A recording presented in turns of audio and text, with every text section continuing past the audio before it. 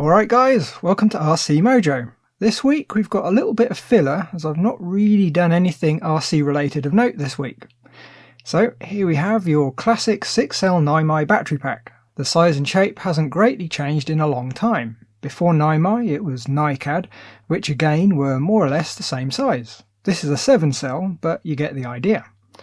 These days it's getting very difficult to find good quality NiMi packs. All the ones I've tried in the last couple of years haven't really lasted very long before not holding their charge. So it's about time we started using LiPos in the trucks and cars. It should be pretty simple, but there's a huge variety of LiPo shapes and sizes. There's the hard cases, both square and round. What I tend to call flight packs, as they're more typically found on planes and helicopters. They're the naked cells without a case. The hard case packs tend to be fairly close in size and shape to the old 6-cell NiMi, but the flight packs can be far more varied, even some really tiny ones. But before we try fitting the LiPos to some chassis, we have to consider whether the packs can handle the load of the model we're going to fit them to. We do this by looking at the C rating. This one's 40 to 80 C. Generally the lower number is what the battery can continuously manage. The latter is the peak.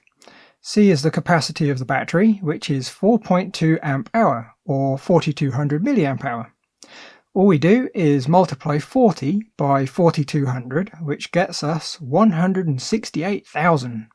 That's milliamps, so we divide that by 1000 and we've got ourselves 168 amps. That's plenty for any 1/10 scale crawler by a very large margin. And most non-crazy fast brushless setups will be under 100 amps too, so well within spec.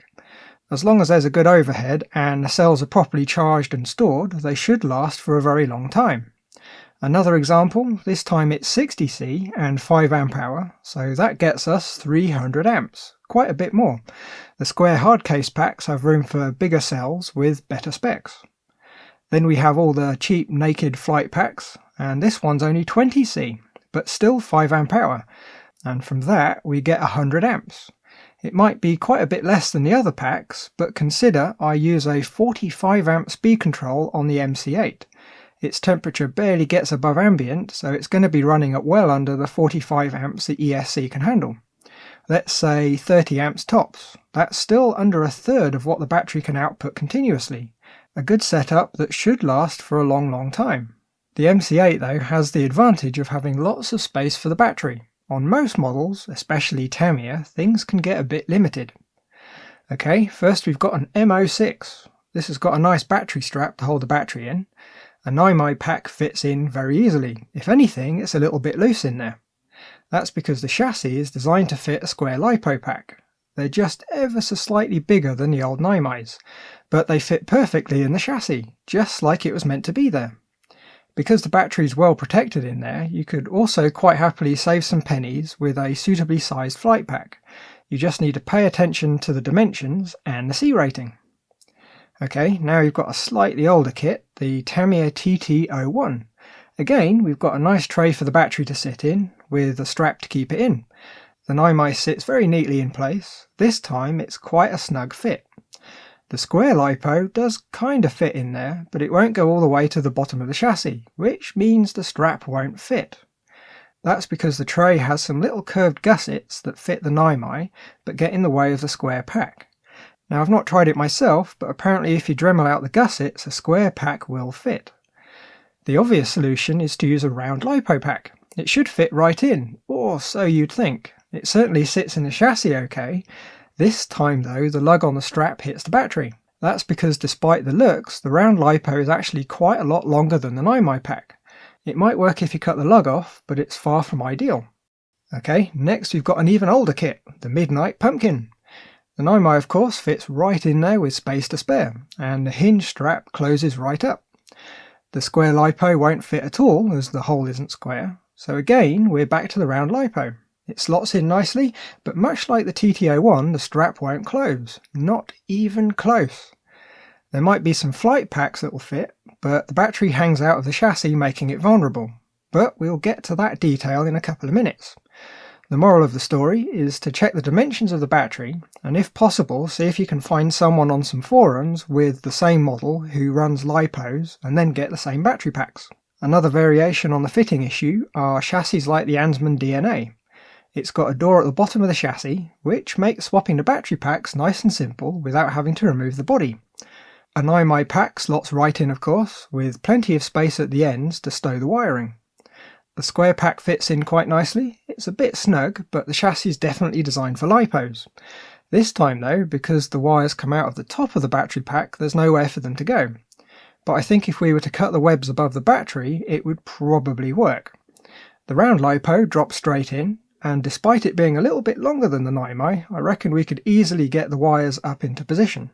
But because this chassis has a rather well protected battery compartment, a flight pack of the right dimensions would work a treat.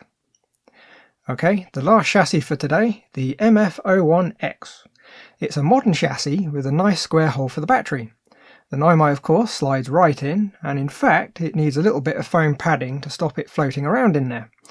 And when the plastic end cap goes on, there's a good bit of extra space there too. That means our round LiPo fits nicely even with its extra length. Best of all though, the square battery pack slides right in. It's a little bit stiff due to the foam pads, but in it goes.